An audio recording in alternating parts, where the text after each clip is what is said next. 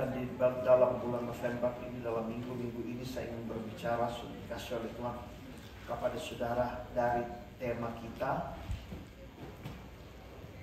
yaitu greater works, sudah dikasih oleh Tuhan. Mari kita membaca sudah dikasih oleh Tuhan di dalam Alkitab kita dalam Yohanes pasal yang ke-14. Kita baca mulai ayat yang ke-9. Saya ingin kita mau melihat di akhir tahun ini, sebelum kita mengakhiri tahun ini, akan tema kita. Kita baca bersama aja, kita lihat aja bersama di screen. Jesus said to him, "Have I been with you so long, and yet you have not known me, Philip? He who has seen me has seen the Father. So how can you say so as the Father?" Kemudian ayat yang ke-10 sudah lihat. Kita baca sampai ayat yang ke-13. "Do you not believe that I am in the Father and the Father in me? That the word that the words that I speak to you, I do not speak on my own authority, but the Father who dwells in me does the works. Believe me that I am in the Father and the Father in me, or else believe me for the sake of the works themselves." At 12, most assuredly I say to you, he who believes in me, the works that I do, he will do also. Greater. Dikasih mati apa ini? And greater works, ini tema kita. Than this he will do, because I go to my Father. Ayat 13. "And whatever you ask in my name, that I will do, that the Father may be glorified in the Son." Sudah dikasih oleh Tuhan. Saya katakan saya ingin berbicara dari tema kita di akhir tahun ini, sebelum masuk di dalam bulan Desember. Karena bulan Desember kita sudah berkisah di Natal. Sudah dikasih oleh Tuhan, ada banyak berita Natal buat kita. Saudara, walaupun kita melihat di hari-hari ini santernya sudah dikasih oleh Tuhan akan peperangan yang ada di Timur Tengah, dan mereka mulai prediksi, berita-berita juga mengatakan bahwa kita masuk dalam perang dunia ketiga. Sudah dikasih oleh Tuhan. Memang Alkitab berkata bahwa tanda-tanda secara fisikal dalam akhir zaman ini sudah dikasih oleh Tuhan ada di Timur Tengah sana. Menarik sekali kalau sudah melihat akan Bible prophecy tentang akhir zaman, sudah dikasih oleh Tuhan. Ketika saya melihat tentang eskatologi, tentang akhir zaman, saya tertarik. Sudah dikasih oleh Tuhan. Ada banyak hal-hal yang akan terjadi, sudah dikasih oleh Tuhan. Bahkan kita berkata yang belum pernah kita lihat, yang belum pernah terjadi, itu akan terjadi di akhir zaman ini.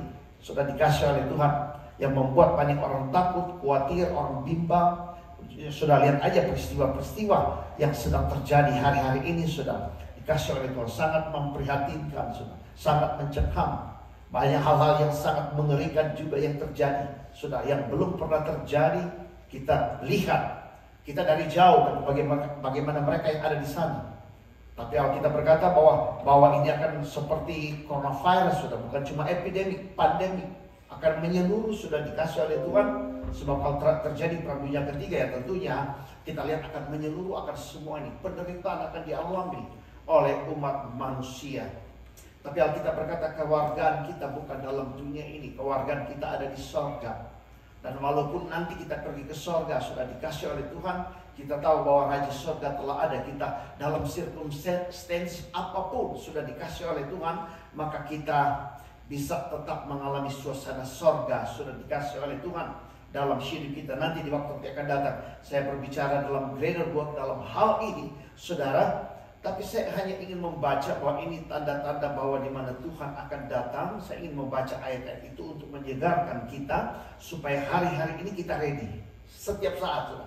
Kapan saja kita siap sudah untuk hadapi akan hal-hal yang sedang melanda, menimpa dunia ini. Sudah kita lihat dalam ayat yang ketiga, dalam pasal ini sudah lihat ayat yang ketiga. And if I go and prepare a place for you, dalam saya baca sudah lihat dalam bahasa Inggris dan saya baca juga dalam bahasa Indonesia. Dan apabila aku telah pergi ke situ dan telah menyediakan tempat bagimu, aku akan datang kembali dan membawa kamu ke tempatku, supaya di tempat di mana aku berada, kamu pun berada. Nah, kalau sudah melihat, saya baca yang pertama ya. Janganlah gelisah hatimu, percayalah kepada Allah, percayalah juga kepadaku. Di rumah Bapakku banyak tempat. Di sini dikatakan, let do not heart be troubled. If you believe in God, believe also in me. Ayat yang kedua, in my Father's house are many mansions. If it were not so, I would have told you. I go to prepare a place for you. Nah, banyak kali kita pikir dalam ayat yang kedua ini Tuhan pergi untuk sediakan tempat bagi kita, siapkan mansion buat kita. Saudara, sebelum dunia dijadikan, sudah dikasih oleh Tuhan. Sebelum kita manusia dijadikan, itu tempat sudah ada.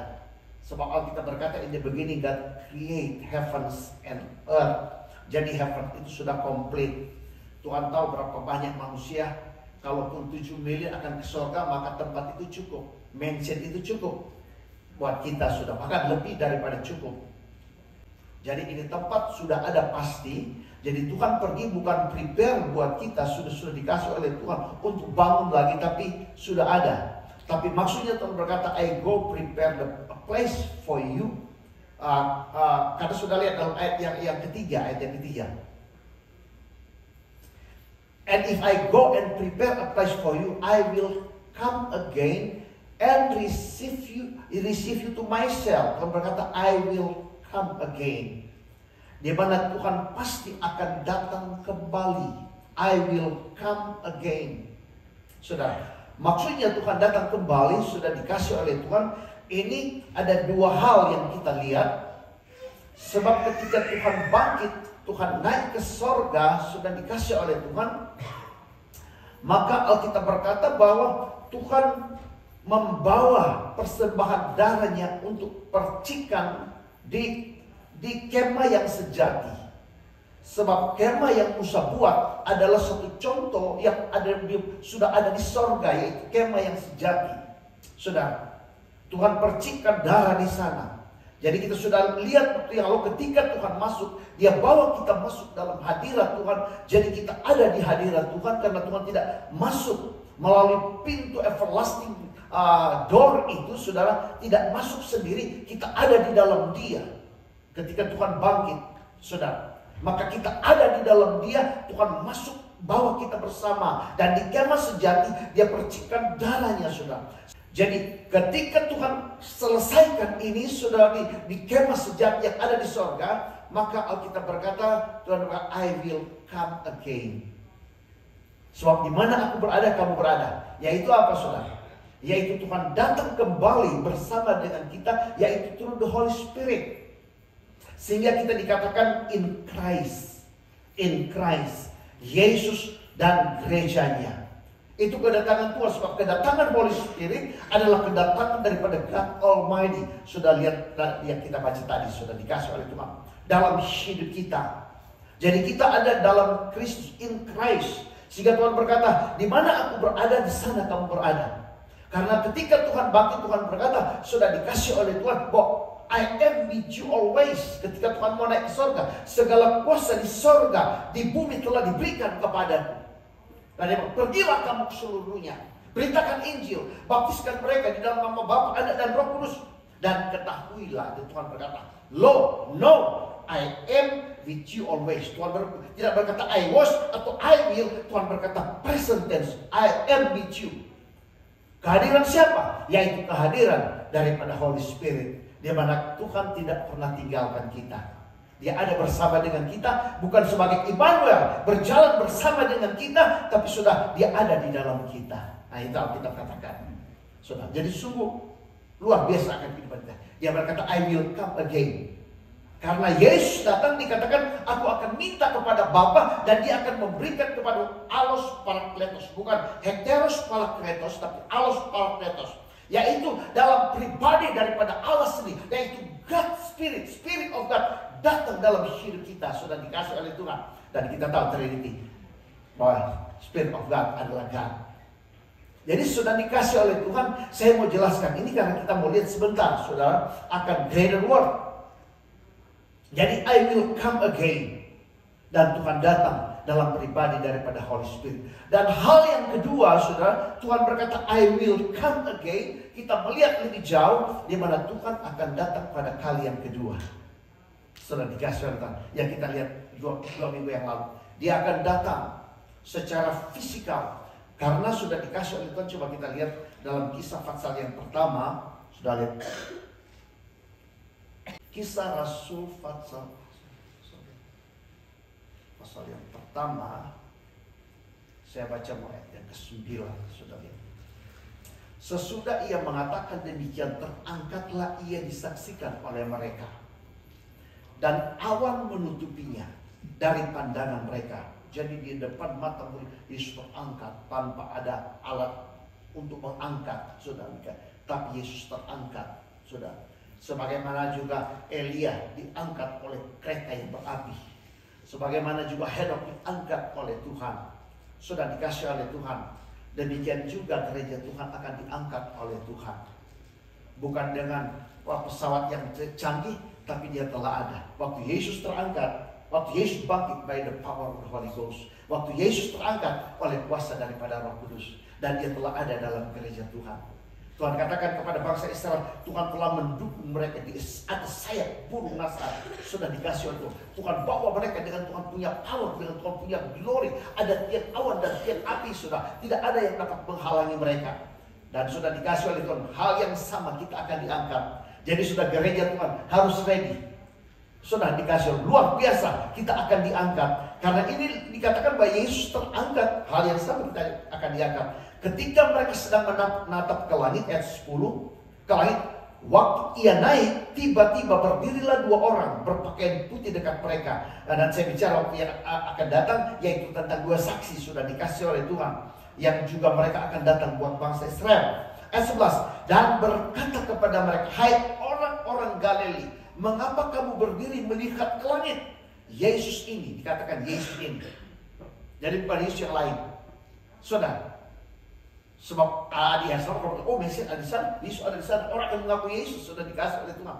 Tapi dikatakan Yesus ini yang mati buat kita, yang bangkit buat kita sudah dikasih oleh Tuhan, yang terangkat ke surga meninggalkan kamu, akan datang kembali dengan cara seperti kamu melihat dia naik ke surga. Wow, ini sungguh satu hal yang luar biasa. Tapi saya ingin baca lagi, sudah dikasih oleh Tuhan tentang Yesus yang akan datang suatu orang, I will come again.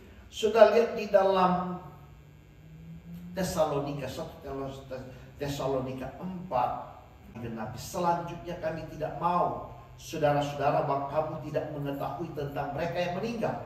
Ayat 13, supaya kamu jangan berduka seperti orang-orang lain yang tidak mempunyai pengharapan.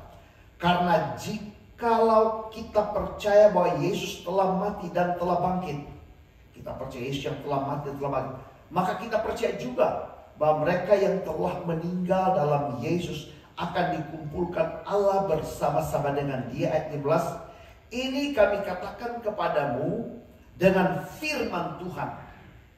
Kita yang hidup, yang masih tinggal sampai kedatangan Tuhan, sekali-kali tidak akan mendahului mereka yang meninggal. Jadi kita yang hidup dan mereka yang sudah meninggal tidak akan mendahului mereka. Sebab pada waktu tanda diberi, yaitu pada waktu penghulu malaikat berseru dan sangkakala Allah berbunyi, maka Tuhan sendiri akan turun dari sorga, dan mereka yang mati dalam Kristus akan lebih dahulu bangkit. Sesudah itu, kita yang hidup, yang masih tinggal, akan diangkat bersama-sama dengan mereka dalam awan menyongsong Tuhan di angkasa. Luar biasa peristiwa ini sudah dikasih oleh Tuhan. Demikianlah kita akan selama-lamanya bersama dengan Tuhan. Karena itu hiburkanlah seorang akan yang lain dengan perkataan-perkataan ini. Banyak tekanan, banyak penderitaan. Hanya firman Tuhan yang dapat memberikan kekuatan, menghiburkan. Seperti dikatakan, karena itu hiburkanlah seorang akan yang lain dengan perkataan-perkataan ini. Jadi rupanya waktu Tuhan datang, Tuhan belum turun di bumi, masih di angkasa.